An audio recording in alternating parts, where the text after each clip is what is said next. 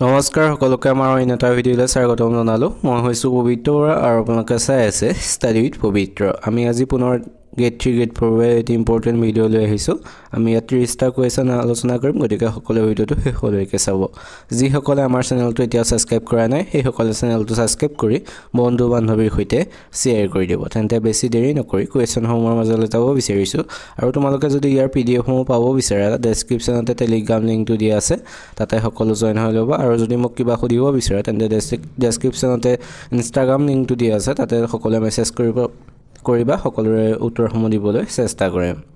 তেন্তে কুৱেশ্যনসমূহৰ মাজলৈ যাওঁ। আজিৰ প্ৰথম কুৱেশ্যনটো তোমালোকৰ বাবে ৰখা হৈছে। ইয়াৰ উত্তৰটো কি হয় সকলোৱে কমেণ্ট কৰি জনাবা। কুৱেশ্যনটো সুধিছে অসমৰ ৰাজ্যিক বৃক্ষ কি? অসমৰ ৰাজ্যিক বৃক্ষ কি সুধিছে। ইয়াত দিছে আহঁত, হোলং, আম গছ, গমাৰি গছ। এই অপশ্যন 4টাৰ ভিতৰত কোনটো শুদ্ধ হয় সকলোৱে কমেণ্ট কৰি জনাবা বুলি আশা থাকিল। যিমানে চোৱা সিমানে কমেণ্ট প্ৰত্যেকে কৰিবা বুলি আশা থাকে, বহুতে কমেণ্ট নকৰে, গতিকে সকলোৱে কমেণ্ট কৰিবা। তাৰপিছত আহিছোঁ 2 নম্বৰ কুৱেশ্যনলৈ। 2 নম্বৰ কুৱেশ্যন সুধিছে Assamese its formation and development গ্ৰন্থখনৰ লেখক কোন? Assamese its formation and development গ্ৰন্থখনৰ লেখক কোন সুধিছে। ইয়াৰ অপশ্যনৰ শুদ্ধ উত্তৰটো হৈছে option A, doctor Banikanta Kakati. Doctor Banikanta Kakati হৈছে Assamese its formation and development গ্ৰন্থখনৰ লেখক। আমি তাৰপিছত আহিছোঁ 3 নম্বৰ কুৱেশ্যনলৈ। 3 নম্বৰ কুৱেশ্যন সুধিছে জনজাতীয় জীৱনৰ আধাৰত ৰচিত প্ৰথম অসমীয়া উপন্যাসখনৰ নাম কি? জনজাতীয় জীৱনৰ আধাৰত ৰচিত প্ৰথম অসমীয়া উপন্যাসখনৰ নাম কি সুধিছে। ইয়াৰ অপশ্যনৰ শুদ্ধ উত্তৰটো হৈছে অপশ্যন চি, মিৰি জীয়ৰী। মিৰি জীয়ৰী হৈছে জনজাতীয় জীৱনৰ আধাৰত ৰচিত প্ৰথম অসমীয়া উপন্যাস। কিমান চনত লিখা হৈছিল? 1894 চনত, 1894 চনত। আৰু কোনে লিখিছিলে? ৰজনীকান্ত বৰদলৈয়ে। মনত ৰাখিবা সকলোৱে। আমি তাৰপিছত আহিছোঁ 4 নম্বৰ কুৱেশ্যনবোৰ। এতিয়া কুৱেশ্যন আমি আগত আলোচনা কৰা বহুত কুৱেশ্যন তেনেকৈ ৰিভাইজ কৰা হৈছে, যাতে আমি এনেই যিকোনো নহা কুৱেশ্যন কিছুমান আলোচনা কৰি থাকি লাভ নাই। গতিকে যিসমূহ অহাৰ সম্ভাৱনা বেছি, গতিকে তেনেধৰণৰ কুৱেশ্যনসমূহ আলোচনা কৰি আছোঁ, গতিকে সকলোৱে ভিডিঅ'টো শেষলৈকে চাব। আমি তাৰপিছত আহিছোঁ 4 নম্বৰ কুৱেশ্যনলৈ। 4 নম্বৰ কুৱেশ্যন সুধিছে প্ৰথম অসমীয়া গদ্য সাহিত্যৰ লেখক কোন? আমি ইয়াত গেট 3 গেট 4 দুয়োটাৰ বাবে যিহেতু ৰখা হৈছে, গতিকে কিছুমান কুৱেশ্যন গেট 4ৰ বাবে অনা হৈছে যে সেইবোৰ গেট 3 সকলৰ বাবে অলপ উজু হয়। এনেধৰণৰ কুৱেশ্যন গেট 4ত আহিব। প্ৰথম অসমীয়া গদ্য সাহিত্যৰ লেখক কোন? ইয়াৰ অপশ্যনৰ শুদ্ধ উত্তৰটো হৈছে অপশ্যন বি, ভট্টদেৱ। ভট্টদেৱ হৈছে প্ৰথম অসমীয়া গদ্য সাহিত্যৰ লেখক। আমি তাৰপিছত আহিছোঁ 5 নম্বৰ কুৱেশ্যনলৈ। 5 নম্বৰ কুৱেশ্যন সুধিছে উত্তৰ পূব সীমান্ত ৰেলৱেৰ মুখ্য কাৰ্যালয় ক'ত অৱস্থিত? উত্তৰ পূব সীমান্ত ৰেলৱেৰ মুখ্য কাৰ্যালয় ক'ত অৱস্থিত সুধিছে।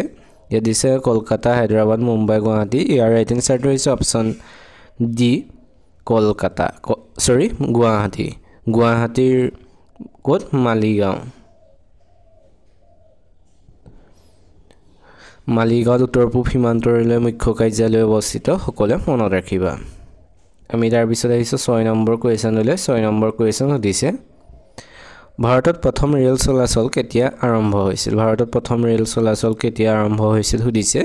ইয়াৰ অপশ্যনৰ শুদ্ধ উত্তৰটো হৈছে অপশ্যন এ, 1853 চনৰ পৰা। 1853 চনৰ পৰা ভাৰতত প্ৰথম ৰেল চলাচল আৰম্ভ হৈছিল, 53 চনৰ 16 এপ্ৰিলৰ পৰা। আৰু ক'ৰ পৰা হৈছিলে? মুম্বাইৰ পৰা থানেলৈ, সকলোৱে মনত ৰাখিবা।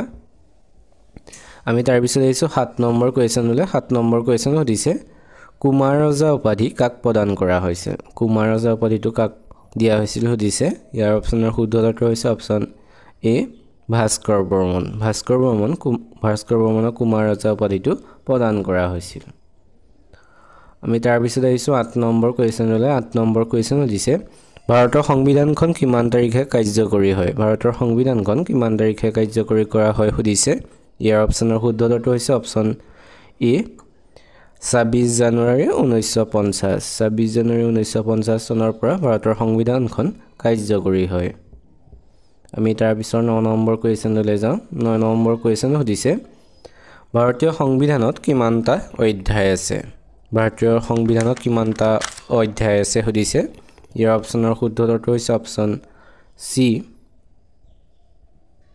22টা ভাৰতীয় সংবিধানত 22টা অধ্যায় আছে আমি তাৰ পিছত 10 নম্বৰ কোৱেশ্চনলৈ যাওঁ 10 নম্বৰ কোৱেশ্চন হৈছে সংবিধানৰ কিমানতম সংশোধনৰ জৰিয়তে সম্পত্তি অধিকাৰক মৌলিক অধিকাৰৰ পৰা বাদ দিয়া হয় সংবিধানৰ কিমানতম সংশোধনৰ জৰিয়তে সম্পত্তি অধিকাৰক মৌলিক অধিকাৰৰ পৰা বাদ দিয়া হয় হৈছে ইয়াৰ অপচনৰ শুদ্ধ উত্তৰটো হৈছে অপচন ডি 44তম সংশোধনীৰ জৰিয়তে সংবিধানৰ 44তম সংশোধনীৰ জৰিয়তে সম্পত্তি অধিকাৰক মৌলিক অধিকাৰৰ পৰা বাদ দিয়া হয় আমি তাৰ পিছত 11 নম্বৰ কোৱেশ্চনলৈ আহিছো 11 নম্বৰ কোৱেশ্চন হৈছে ৰাষ্ট্ৰপতি কাৰ্যকাল কিমান বছৰ ৰাষ্ট্ৰপতিৰ কাৰ্যকাল কিমান বছৰ হৈছে ইয়াত দিছে 4 বছৰ 5 বছৰ 6 বছৰ 7 বছৰ ইয়াৰ ৰাইট এনসাৰটো হৈছে অপচন বি 5 বছৰ ৰাষ্ট্ৰপতি কাৰ্যকাল হৈছে 5 বছৰ ইয়াত 5 এনেদৰে লিখা থাকিল বাকি এটা সংখ্যা দিয়া থাকিল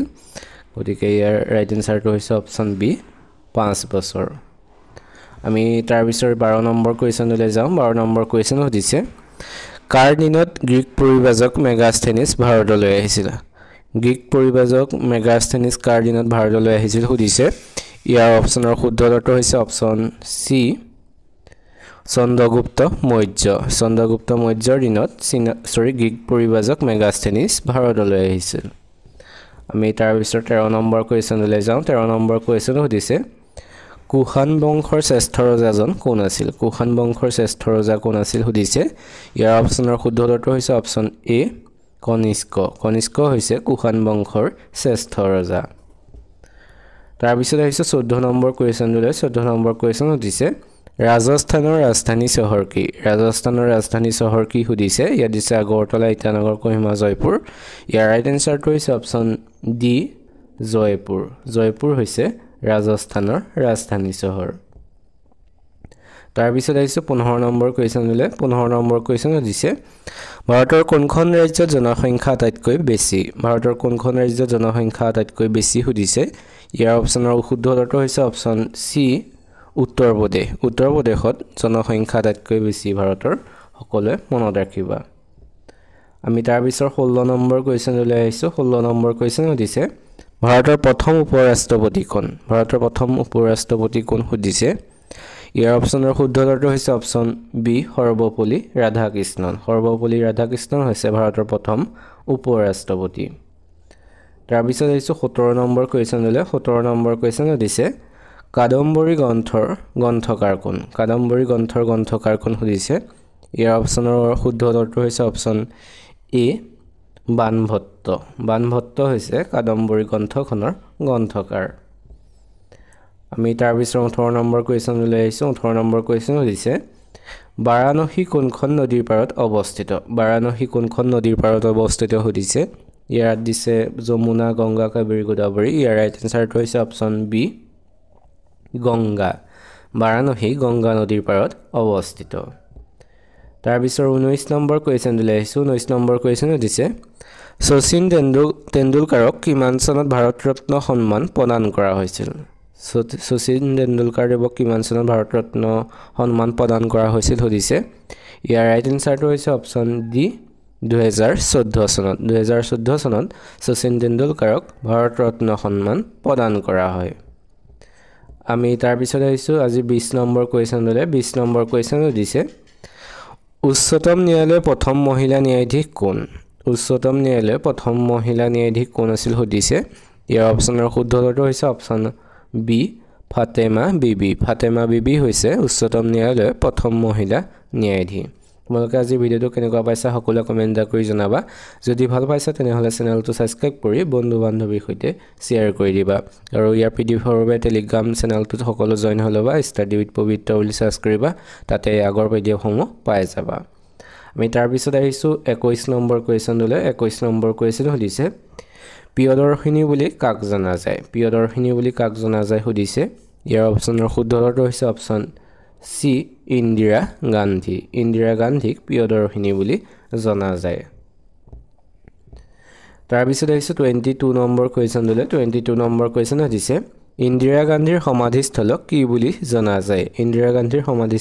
বুলি জনা যায় সুধিছে ইয়াত দিছে ৰাজঘাট শক্তিস্থল বিজয়ঘাট সমতাস্থল ইয়াৰ ৰাইট এনসাৰটো হৈছে অপচন বি শক্তিস্থল ইন্দিৰা গান্ধীৰ সমাধিস্থলক শক্তিস্থল বুলি জনা যায় তাৰ পিছৰ 23 নম্বৰ কোৱেশ্চন লৈ আহিছো 23 নম্বৰ কোৱেশ্চন সুধিছে ইটালীৰ মুদ্ৰাৰ নাম কি ইটালীৰ মুদ্ৰাৰ নাম কি সুধিছে ইয়াৰ অপচনৰ শুদ্ধ উত্তৰটো হৈছে অপচন সি ইউৰো ইউৰো হৈছে ইটালীৰ মুদ্ৰাৰ নাম আমি তাৰ পিছৰ 24 নম্বৰ কোৱেশ্চন লৈ আহিছো 24 নম্বৰ কোৱেশ্চন সুধিছে কায়ৰো কোনখন দেশৰ ৰাজধানী চহৰ কায়ৰো কোনখন দেশৰ ৰাজধানী চহৰ সুধিছে ইয়াৰ যি অপচনৰ শুদ্ধ উত্তৰটো হৈছে অপচন বি ইজিপ্ত ইজিপ্তৰ ৰাজধানী চহৰ হৈছে কায়ৰো সকলোৱে মনত ৰাখিবা আমি তাৰ পিছৰ 25 নম্বৰ কোৱেশ্চন লৈ আহিছো 25 নম্বৰ কোৱেশ্চন সুধিছে বগা হাতীৰ দেশ বুলি কোনখন দেশক কোৱা হয় বগা হাতীৰ দেশ বুলি কোনখন ঠাইক কোৱা হয় সুধিছে ইয়াৰ অপচনৰ শুদ্ধ উত্তৰটো হৈছে অপচন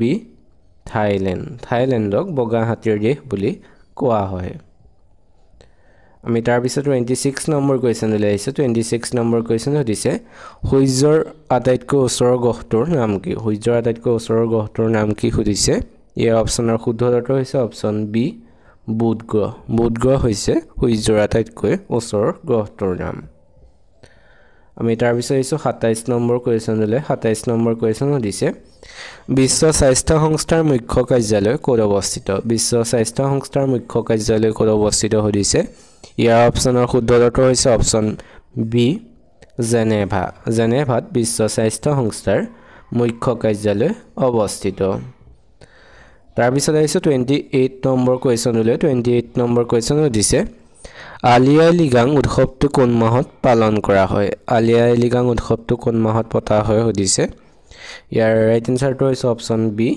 ফাগুন মাহৰ প্ৰথম বুধবাৰে আলি আই লৃগাং উৎসৱটো মিচিং লোকসকলে উদযাপন কৰে সকলোৱে মনত ৰাখিবা আমি তাৰ পিছত আহিছো 29 নম্বৰ কোৱেশ্চন লৈ 29 নম্বৰ কোৱেশ্চন সুধিছে ভাৰতত মৌলিক অধিকাৰৰ পিতৃ বুলি কাক কোৱা হয় মৌলিক অধিকাৰৰ পিতৃ বুলি ভাৰতত কাক কোৱা হয় সুধিছে ইয়াৰ অপচন দিছে চৰ্দাৰ বল্লভভাই পেটেল সৰ্বপল্লী ৰাধাকৃষ্ণন জৱাহৰলাল নেহৰু ৰাজেন্দ্ৰ প্ৰসাদ ইয়াৰ ৰাইট এনসাৰটো হৈছে অপচন এ চৰ্দাৰ বল্লভভাই পেটেলক ভাৰতৰ মৌলিক অধিকাৰৰ পিতৃ বুলি কোৱা হয় আমি তাৰ পিছত আজি 30 অৰ্থাৎ শেষৰ কোৱেশ্চন লৈ আহিছো শেষৰ কোৱেশ্চন সুধিছে ভাৰতৰ কিমানখন ৰাজ্যৰ মাজেৰে ট্ৰপিক অফ কেঞ্চাৰ পাৰ হৈ যায় ভাৰতৰ কিমানখন ৰাজ্যৰ মাজেৰে যি ট্ৰপিক